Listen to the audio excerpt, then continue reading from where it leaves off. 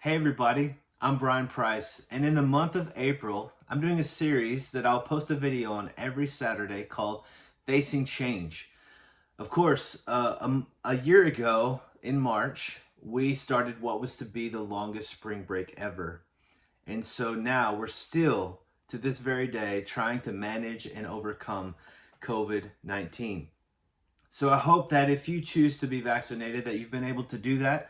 I encourage you to do so. I personally have been vaccinated, and I also continue to wear my mask as a way, as much as possible, to slow the spread of this horrible disease. But I want to start by saying, early on in my career, I received an email from a parent. I teach Spanish as well, and early on in my career, I received an email from a parent at the end of a class, and it was this long email actually, and I read the whole thing. It was just so beautiful what this parent had to say. The main message was the only constant in life is change. And in my youth, I really didn't fully grasp what she was telling me. But now, as an older man, I totally understand what she's saying because there has been so many changes over the time of my life. And what I've found is that the important part about change is that we have to respond to it appropriately. And so in this series, I want to talk about how to face each of these changes with faith, with courage, and with community. Because I've found that wisely responding to change, you have to do it with faith, with courage, and with community. So, what are some of the changes that we're going to be talking about? Some of the changes are big and small changes. They're temporary or permanent, fast or slow, maybe daily, weekly, yearly. Like sometimes daily changes can really get under our skin even more than the yearly ones, like the bigger ones that happen because we're so focused on that's in the moment change, and we feel like our whole world is coming down just because of this minute change. And so that's some of the things that we're going to talk about. Those changes can also be categorized. For example, a job change. Many people have changed jobs recently, or I hear people talking about changing careers, or they're wanting to go back to school because they've had some downtime to think about, what they were doing during their time off from COVID. So they're making a job change. Maybe they want to move to a different city, a different town, a different even different nation across the world somewhere. And so processing that change of leaving your current people behind, your current living place behind, can create some anxiety and apprehension and fear of like, wait, what? Like, am I really going to go there or do a new job here or move there? So facing that change in a wise way is really important. Also in our relationships. Wow. Relationships can be a big one, right? uh, Friendships, family. It changes. I've seen seasons of friendship with people in certain parts of my life where I was really close with people, and then maybe they moved to another city or got another job, and then the friendship changed because not because of anyone was good or bad or anybody was upset with anybody or anything like that. It just kind of life took people different directions. But dealing with that change is really important because when you have that friendship, when you have that relationship, and then it's gone, it's like, wait, what? How do you deal with that? And of course, relationships regarding marriage and things like that. When you go through a divorce and kids are involved, uh, things like that, it can be really, really difficult and a tough situation to navigate. Personal changes, who doesn't want to lose weight, right? But losing weight, of course, is not the only thing that people sometimes need to do. Some people need to gain weight, and I get that. So it's all about health, right? Having that balanced lifestyle. What about beliefs? People who change their beliefs, right?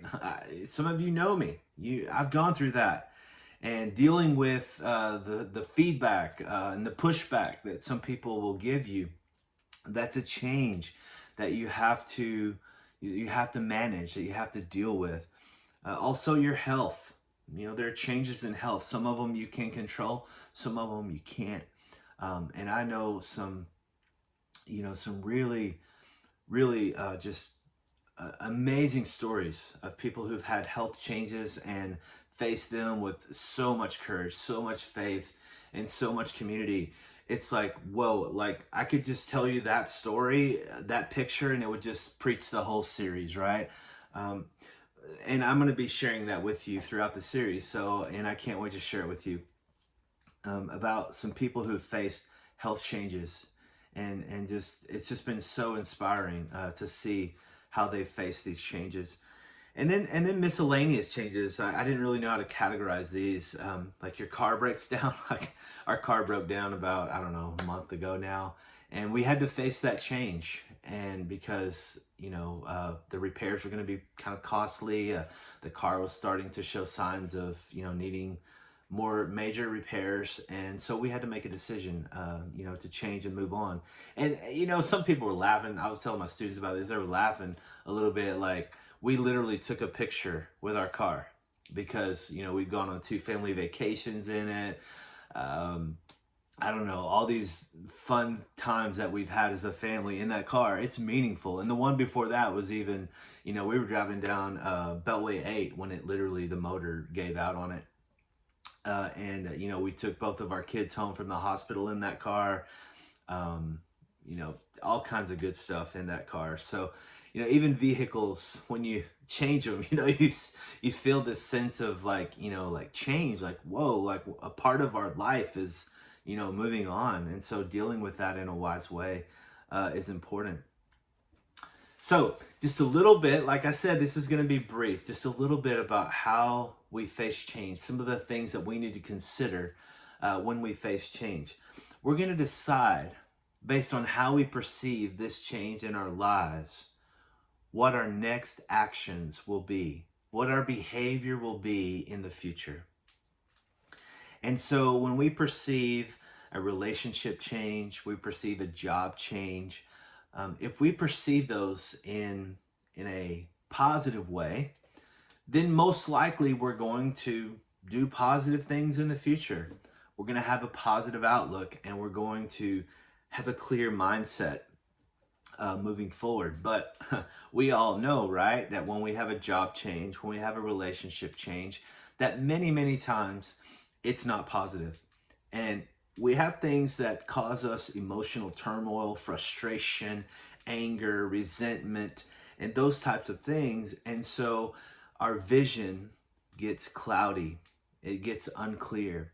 And so the way we perceive this change in our lives is really, really important. Because if we think that accepting the change is agreeing with it, then we may take many, many months, even years, before we come to a peace about the change that has happened in our lives. So I want to encourage you and let you understand that, and mention that when you accept the change, that does not mean that you agree with how it happened or the people involved. You're just acknowledging, and you're saying, you know what, this is the change in my life that has happened, and I've got to accept it so that I will be able to move on. Because when you accept it and you get to that balanced place where you don't allow your anger and your resentment and the all of the tension that goes along with that, then you're able to see clearly. Like you have this mental clarity that you can focus, and through faith you can get guidance and wisdom about how to move forward and make the best next steps in your life. And please don't misunderstand me. I'm not saying that whenever you face these relational changes, job changes, moving, that it's not frustrating and that it's not easy to get angry or whatever. I get it.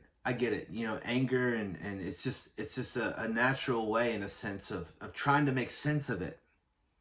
But what I want to encourage you to do is to not let that anger get to be where it clears or where it clouds your vision so that you can't make the next best step, that you channel that anger in a healthy way to acknowledge, I'm angry, I'm frustrated, I resent the fact that I got fired and that other person didn't. And when you name it in a way to say, okay, I've named it, God, please help me to overcome my resentment, please help me to overcome my anger. Then you get to a place where God can help you move forward. And also, that's where the community comes in. When you're sharing with a trusted friend, you know, you don't need to go share your business with everybody, but you share with a trusted friend that you feel angry about a certain situation or whatever, and they're able to just say, hey, I understand your anger, and they just listen to you. They don't give you all this major cool advice or whatever, but they just listen to you and allow you to share, and you get it off your chest, and then you're able to see how to make the next best step. So how you see the change in your life is really, really important. That you don't take a change in your life and think that it's going to just crush your life forever.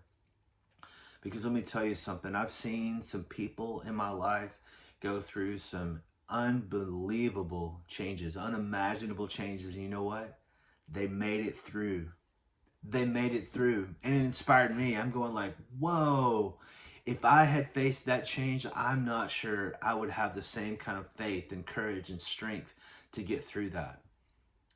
But you know what? These are the stories that I'm going to share with you over the next month about these people that I know that have faced these changes and they've made it through on the other side, and they're stronger and they're living life to the fullest.